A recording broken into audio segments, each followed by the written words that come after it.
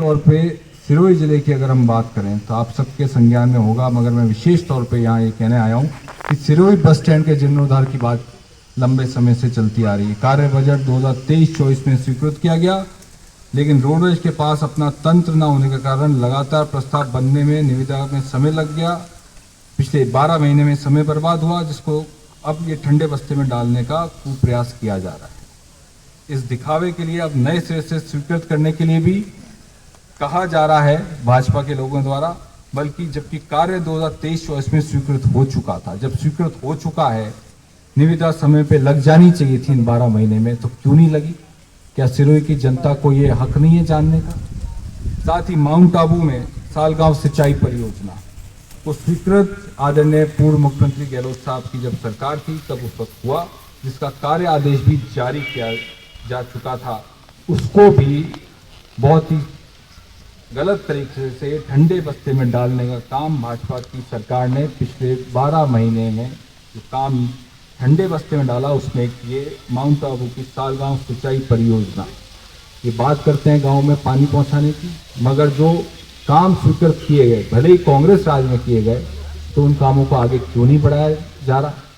ये जालो सिरोही की जनता भाजपा सरकार से पूछना चाहती है। हम सब प्रेस मीडिया के माध्यम से पूछना चाहेंगे कि आप लोगों ने इन योजनाओं को ठंडे बस्ते में क्यों डाल रखा है? पिछले 12 महीने में इन योजनाओं के ऊपर कोई काम अभी तक क्यों नहीं हो सका? साथ ही चाहे चिकित्सा पशु चिकित्सालय विज्ञान महाविद्यालय की बात हो, वो भी स्वीकृत हो चुका था। उसके लिए लगभग 70 बीघा भूमि गोल गांव में आवंटित की गई थी, लेकिन अभी तक निर्माण कार्य शुरू नहीं हुआ। तो भाजपा सरकार को 12 महीने में जो काम स्वीकृत हो चुके थे, बजट आ चुका था कांग्रेस के राज में, उन कामों के लिए भी ये आगे क्यों नहीं बढ़ पाए इन 12 महीनों में? ये जालो सिरोही की जनता भाजपा की सरकार से पूछ रही है। ये तमाम चीज़ें हैं। आप सब लोग यहाँ पधारे, मैं आप सबको बहुत बहुत धन्यवाद देता हूँ, विशेष तौर पे हमारे प्रेस मीडिया के साथियों को। मेरे साथ आदरणीय धर्मेंद्र राठौड़ जी विशेष तौर पे, चाहे देश का जो भी नागरिक हो, आज जो तमाम नागरिकों को जो संविधान ने शक्तियां दी हैं और उसको बनाने वाले का ही अगर अपमान करे भाजपा, तो आप समझ सकते हैं कि भाजपा इस देश को किस ओर ले जाना चाहती है। ये तो उनका षड्यंत्र था जो लोकसभा चुनाव में ये चाहते थे कि इनको 400 पार अगर मिल जाते तो इस संविधान को बदलने का षड्यंत्र पूरे तरीके से इन्होंने रच लिया था। मगर ये 400 पार नहीं हुए, तो अपनी खींच मिटाने के लिए जिस तरीके से बाबा साहब को नीचा दिखाने की कोशिश कर रहे हैं, ये आप सबके समक्ष आप सब अच्छे से जानते हैं।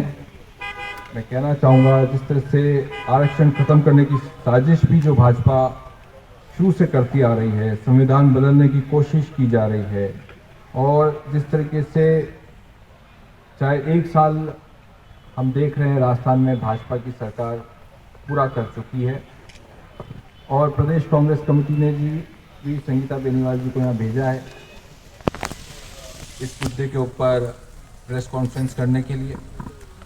1 साल होने के बावजूद भी अभी तक तो ऐसा लगता ही नहीं है कि सरकार ने कोई काम चालू किया है। जब कोई पूछता है कि राजस्थान में भाजपा की सरकार का कार्यकाल का क्या आकलन है, तो हम सब यही कहते हैं कि आकलन तो तब करें जब सरकार काम करना तो चालू करे। किसी भी क्षेत्र में कोई भी वर्ग, कोई भी समाज, कहीं कोई संतुष्ट नहीं है। ये तमाम जो हमारे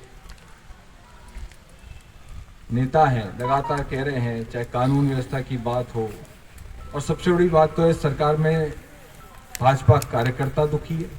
तो भाजपा कार्यकर्ताओं से अंदर खाने बात कर लो तो कहते हैं कि हमारी नहीं चल रही। वो कहते हैं कि हम जाते हैं विधायक के पास तो विधायक कहता है हमारी नहीं चल रही। विधायक जाते हैं मंत्री के पास तो मंत्रियों का हाल आप सब जानते हैं। बड़े बड़े मंत्री इस्तीफा दे चुके, इस्तीफा देने के बाद हैं पद पे, नहीं है, जनता को इसी का पता नहीं है। जोगेश्वर गर्ग जी कहते हैं कि अधिकारी मुख्यमंत्री को मिसफीड कर रहे हैं जवाई बांध के ऊपर, जो इतना बड़ा मुद्दा है। जब विधायक जाते हैं मंत्रियों के पास तो मंत्री कहते हैं हमारी नहीं चल रही। भगवान जाने सरकार में चल किसकी रही है। यही समझ नहीं आ रहा है कि सरकार में चल किसकी रही है आखिर। ना कार्यकर्ता की सुनवाई, ना विधायक के पास जाओ तो विधायक हाथ खड़े कर रहे हैं भाजपा के, विधायक मिलके जाते हैं मंत्री के पास तो मंत्री जी कहते हैं हमारी नहीं चल रही। अब मंत्री जाके मुख्यमंत्री जी से मिलते होंगे तो पता नहीं किसकी चल रही है, भगवान जाने। तो तमाम बातें जिस तरीके से प्रदेश में 1 साल होने को आ गया है, मगर चाहे युवा हो, रोजगार की बड़ी बड़ी बातें की गई, सारे आंकड़े आपको बताए, मगर कोई रोजगार का अभी तक कॉन्क्रीट प्लान नहीं लाए।